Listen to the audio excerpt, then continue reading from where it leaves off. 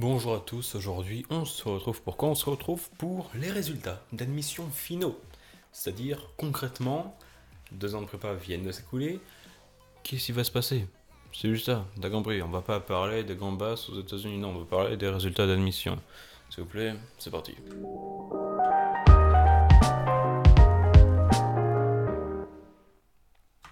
Alors on est de retour pour jouer un mauvais tour, c'est, vous avez vu, voilà, il y a eu quelques vidéos qui parlaient pas forcément des résultats d'admission, de type le truc sur le recyclage social, ça a fait un peu de bruit, voilà, j'ai répondu un peu partout aux commentaires. J'ai noté d'ailleurs, by the way, qu'il y en a pas mal qui confondaient prépa intégrée et prépa privée, donc c'est normal qu'ils soient offusqués.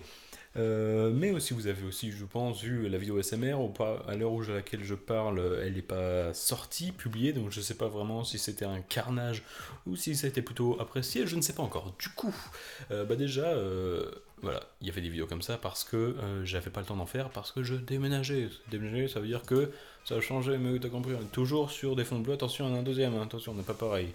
Donc, on se retrouve dans l'espace, c'est incroyable. Dans l'espace, ça veut dire que là on va parler des résultats d'admission.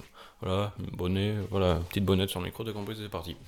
Du coup, les résultats d'admission, qu'est-ce que ça donne? Alors déjà, petit récapitulatif, parce que je vous ai dit, voilà, suivez-moi sur Insta, parce que c'est là que ça va, vous allez voir les résultats avant tout le monde. La preuve, cette vidéo sort bien après, et déjà pas mal de gens savent où je suis, ou du moins où je vais aller. Donc, déjà, pour contextualiser, voilà, j'avais fait les écrits, j'étais admissible à Centrale, Minpont, Mine Télécom, CCP. J'ai passé les oraux, ça s'est plutôt bien passé, voilà. Centrale, théoriquement, j'étais au moins en liste d'attente, mais je pense que j'étais pris à Centrale Marseille, peut-être pareil aux arts. Mais je l'avais mis en dessous, parce que tu sais, tu fais ta liste de vœux, j'ai fait la vidéo sur toutes les listes de vœux, donc vous pouvez aller revoir, qui est, enfin voilà, plutôt pas dégueu, c'est parce que c'est la mienne que je dis ça. Et ensuite, après cela, donc ma liste de vœux était faite, la machine a mouliné, tout ça t'as compris, elle a fait tous les classements, elle a dit, bah celle-là t'es pris, tout cela en dessous, enlevé. Mon choix qui a été retenu, c'était le choix numéro 11. Si tu te souviens de la liste de vœux, mais je doute que tu te souviennes de tous les numéros, c'était INP N7 à Toulouse. N7, tu peux l'écrire un N et un 7, ou alors c'est ENS-EEIHT. Spécialisation sciences du numérique. Ça, c'était mon premier choix. Mais c'est pas tout, parce qu'au-dessus, j'avais des trucs en liste d'attente. J'avais quoi? J'avais en vœu 10. En vœu 10, j'avais Ensta Bretagne. J'étais 64e. En vœu 9, j'avais IMT Atlantique, j'étais 7e. En vœu 8, j'avais Télécom Sud Paris, j'étais 31e. Et puis tout au-dessus, j'étais hors classement, parce que c'était des Minpont et j'avais chez Minpont. Donc, voilà ce que c'était le classement. Du coup, qu'est-ce que je me suis dit? Je me suis dit, bah, Toulouse INP, N7, why not? Insta Bretagne, why not? Mais là, 64ème, ça va être chaud. Tout sous de Paris, on sait jamais. Who knows? Et en fait, pendant le temps. Oula, pardon. Ça arrivait à 14h. Et en fait, bah, t'avais. Bon, c'était 17h pour le premier coup, donc t'avais 51 heures pour répondre. De dire, ok, bah, je fais. Soit je dis oui, soit je dis non. Ou t'avais des oui, mais du non, mais tu pouvais tout démissionner, ce que tu voulais. Et tu pouvais voir ça. Et pendant ces 51 heures, les classements ont changé dans les attentes. Par exemple, t'es comme Sud Paris, je suis passé de 31 à 26. Donc j'ai gagné 5 places dans le classement. Insta Bretagne, je passais de 64 ou 62, je sais plus trop, à 46. Et IMT Atlantique, en fait, comme j'étais 7ème, je vais vous expliquer ce que j'ai fait. En fait, mes listes de vœux, je l'ai un peu foiré à ce niveau-là. Parce qu'en fait, IMT Atlantique, je le voulais moins que INP, Toulouse INP N7. Même si c'est une mine pont et que l'autre c'est une CSCP, certes, mais dans ce qu'il faisait concrètement, bah en fait, faut savoir que l'N7 c'est la 5e école d'info de France. Et moi je suis plus je préfère l'info. Donc voilà pourquoi j'ai préféré l'N7, parce que c'est une très bonne école d'info de France. Et je pense après plus tard faire une vidéo pourquoi il faut pas sous-estimer toutes les écoles du type LCCP, ou du moins toutes les regarder parce que ça peut réserver des surprises. Du coup voilà. Donc je voulais moins bien IMT que N7. Et du coup, ce que je me suis dit, attends, si j'attends pendant le temps là, j'ai que 7 places qui me séparent d'être admis à l'IMT. IMT. Et si je suis admis à IMT, tout ce qui est en dessous, il va le supprimer. Donc ça veut dire que si d'un coup il y a 7 places qui partent, bah je suis démissionné de l'N7. Alors que je voulais plus N7 que IMT. Et vu les classements des autres, mais en fait, s'il y a 7 personnes qui se barrent, bah, j'ai presque aucune chance d'avoir tout Sud Paris et Bretagne. Du coup, je me retrouve avec une école qui est moins bien. Donc, j'ai démissionné de IMT Atlantique, Comme ça, j'ai fait 8 mai pour, Toulouse INP, N7. Et du coup, en gros, c'était en mode, la seule possibilité qui ferait que j'ai pu l'N7, c'est si j'ai eu une au-dessus. Insta Bretagne ou Télécom Sud Paris. Deux que je voulais, que je préférais à l'N7. Je les ai pas eu. Deuxième tirage, enfin, deuxième proposition, c'est qu'en fait, plus t'avances, plus les listes d'attente elles évoluent, mais aussi moins il y a de possibilités que tu sois pris. Peut-être que premier tour, ils se disent on va mettre les 100 premiers en liste d'attente, comme ça on sait jamais, des fois qu'il y a un bug ou des fois que l'école pèse à personne, on sait jamais, peut-être que la liste d'attente va se combler. Mais au bout de un passage, déjà ils retranchent. Ils se disent, on va s'arrêter peut-être à 50, parce que les 50 derniers, ils vont jamais de prix, si ça n'a pas tellement bougé que ça. Et je pense que ça a dû être le cas pour Ensa Bretagne et Télécom Sud Paris, parce que du coup, à 26e, je suis hors liste d'attente. Donc, ceux qui gardaient en liste d'attente et qui pouvaient évoluer, ils sont passés de peut-être, 40, 50e, à en dessous de 25 au moins. Donc, peut-être que la liste s'arrête à 25, mais en tout cas, voilà, je pouvais pas gagner 26 places, je pense que ça aurait été trop compliqué. D'autant plus que le prochain passage c'est le 27 août et j'ai pas le temps d'attendre le 27 août rien que pour la réservation de logement. Donc voilà, j'ai fait oui définitive pour l'N7. Donc c'est annoncé, c'est sûr, je vais à Toulouse INP N7. Ça fait là on est quel jour? On est le vendredi 2 août. Il est 17h, je crois que ça doit faire 3 heures que les gens sur Insta le savent, donc voilà, le 2 août, les gens le savaient déjà, donc c'est pour ça, faut me suivre sur Insta, c'est là qu'il y a tout. Donc voilà, vous savez, je vais à Toulouse, il y a d'autres gens qui vont à Toulouse, déjà de ma classe, on est 4 à aller à l'N7 dans différentes filières, parce qu'il y a tout ce qui est électronique, énergie, automatisation. Moi, c'est sciences numériques. Un autre, c'est la mécanique des fluides. J'en ai deux en méca des flux. Je suis tout seul dans ma filière. Il y en a un autre qui est à LOL. Il y en a un que je connais de première année qui va dans la méca dans EEA, la énergie, automatisation.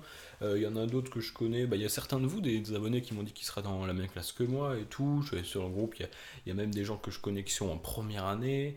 Et puis même à Toulouse en général. Qu'est-ce qu'il y a à côté de Toulouse? Enfin, à Toulouse, il y a l'ENAC, il y a Super Héros, j'ai 3 potes qui sont pris à Super Héros, d'autres gens que vous êtes plus susceptibles de connaître, il y a Lucas de la chaîne La Prépa MP et MPSI qui va à Toulouse pour la prépa intégrée de l'IPSA. Peut-être qu'il y aura des collabs, il y en aura, mais c'est absolument certain. Mais donc voilà. Donc je vais à Toulouse l'année prochaine, pendant 3 ans, à l'N7. Et voilà, en gros. Voilà, c'est tout ce que je pouvais dire. Alors j'ai vu, vous savez, il y a pour toutes les écoles, partout, il y a des grosses feuilles. Cherchez si vous n'avez pas encore trouvé. Vous allez sur Facebook, vous tapez le nom de votre école, Admis 2019, quelque chose comme ça. C'est un groupe, il y en a pour tout. Donc moi sur l'N7, j'ai vu, je parlais avec des gens. Ça parle beaucoup de logement en ce moment parce que c'est un peu la HES, comme disait Jones. Donc voilà, ça parlait beaucoup de ça. Mais voilà, j'ai vu qu'il y avait différentes filières. Voilà, ça va être bien. Et petit bonus, voilà, j'ai vu un post juste avant de tourner la vidéo, apparemment, tu sais qu'il y a une LV2 qui redevient obligatoire, moi ça fait très longtemps que je n'ai pas parlé espagnol, et justement, comme ça je vous livre un peu le truc que j'ai vu sur mon mur, enfin sur la page Facebook, j'ai vu en fait, il y en a qui demandaient, mais voilà, il y a une LV2 qui est obligatoire, on peut en repartir de zéro, ou alors est-ce qu'il faut rester sur le que connaît? Par exemple, typiquement pour moi, est-ce que je dois recommencer sur l'espagnol, ou je peux apprendre, je sais pas, le japonais, ou le russe, ou je sais pas. Et ils ont dit, en fait, comme tu veux, tu peux repartir à zéro, et en vrai, vu les coefficients des langues, ça vaut pas trop. Tu peux. Voilà, c'est plus important de s'intéresser à l'apprentissage personnel qu'aux notes. En gros, il y a peut-être moyen que je commence à apprendre le japonais, qui sait? Ça va être marrant. Ça va être incroyable. Enfin bref, voilà tout ça. J'ai vu vite fait à quoi ressemblait l'emploi du temps. C'est tellement stylé, et c'est 35 heures. Pour certains secondes que vous pouvez être, c'est beaucoup 35 heures, moi c'est 10 heures de moins que l'année dernière. Ça va être génial. Déjà, le week-end est libre. On l'oublie souvent, mais le week-end est libre. En cours, t'as le week-end de free. T'as pas de colle. Je crois, de l'emploi du temps, c'est maximum 8h, 17h, t'as 2 après-midi de libre, il y en a un, tu commences, t'as 1 heure de cours dans la journée, ça va être détente, pépouze, branlette, mais incroyable, mec, on va jouer à la pétanque, ça va être génial. Enfin bref, voilà tout ce que je pouvais vous dire. Quels sont mes objectifs maintenant? Voilà, quelques vidéos sur YouTube, j'ai essayé de garder le rythme de un tous les 3 jours, c'est pas trop.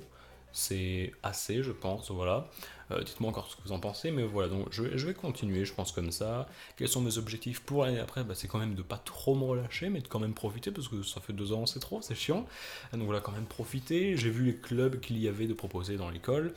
Euh, voilà, bon. Le but ultime, c'est président du B2, mais non, je ne pense pas.